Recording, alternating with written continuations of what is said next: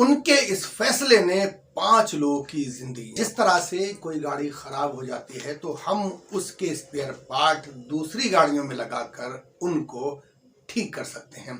Same इसी तरह अंगदान की प्रक्रिया है। स्वागत है आप सभी का एक और एपिसोड में। मैं सईद खान और आप देख रहे हैं हकीकत इंडियन टीवी। दोस्तों, आज बहुत ही पॉजिटिव न्यूज है जिसका ताल्लुक हम सब से है। अंगदान ही जीवन दान है। आज इस कहावत को सच कर दिखाया है एम्स के डॉक्टरों ने। 59 साल के रूपचंद सिंह की मौत के गम को भुलाकर उनकी परिवार ने हिम्मत और जो इंसानियत की मिसाल पेश की है वो काबिले तारीफ है। और उन्होंने अंगदान का जो फैसला लिया है ये सराहनीय है। और उनके इस फैसले ने 5 लोगों की जिंदगियां बचाई हैं।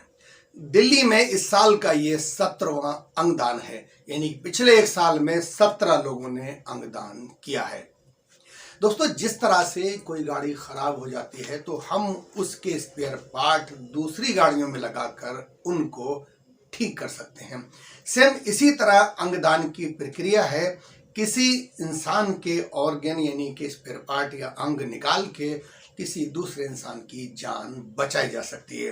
दिल्ली के पूरे देश में अस्पतालों में लोग किडनी और लीवर और आंखों के अंग के लिए परेशान है। कोई उनको डोनर नहीं मिलता, कोई किसी को लीवर किडनी नहीं देता, लिहाजा लोगों की मौत हो जाती है।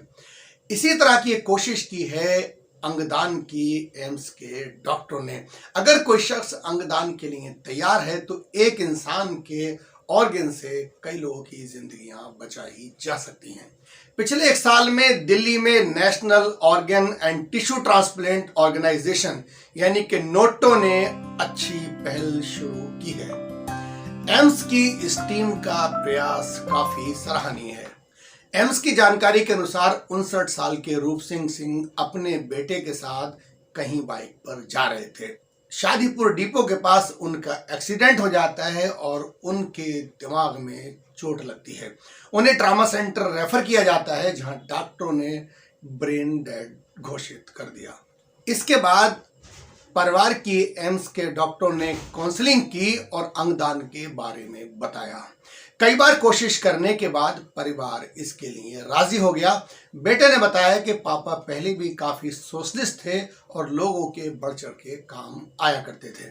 रूपचंद जी का परिवार से चला जाना बेइंतहा दुखद है और सबसे बड़ी बात यह है कि परिवार का अंगदान के लिए तैयार हो जाना। परिवार के तैयार होने के बाद अंगदान की प्रक्रिया शुरू हुई और नोटो ने अंग को एलोकेट किया, यानी कि उनके जिस्म से निकाला।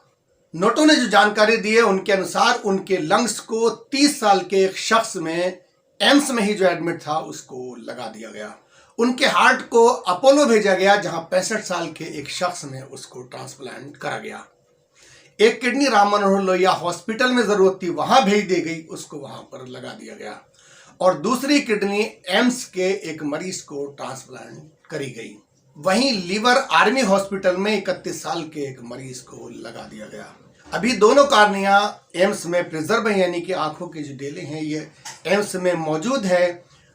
आने वाले कल में किन्हीं 2 शख्सों की आंखों की बीनाई आ सकती है और वो दोनों देखने लगेंगे, यानी कि 2 कॉर्निया से किसी 2 लोगों की आंखों की रोशनी वापस लाई जा सकती है। इस तरह से रूपचंद सिंह जी ने दुनिया से जाते जाते कई जिंदगियां बचा ली। जिस तरह की एम्स की टीम कोशिश कर रही है, आने वाले दिनों में लोगों के ट्रांसप्लांट कर लोगों की जिंदगी आसानी से बचाई जा सकती है। हो सकता है आने वाले कल में डोनरों की तादाद बढ़े और अस्पतालों में जो इंसान के ऑर्गन है वो आसानी से अवेलेबल हों और लोगों की जिंदगियां बचाई जा सके।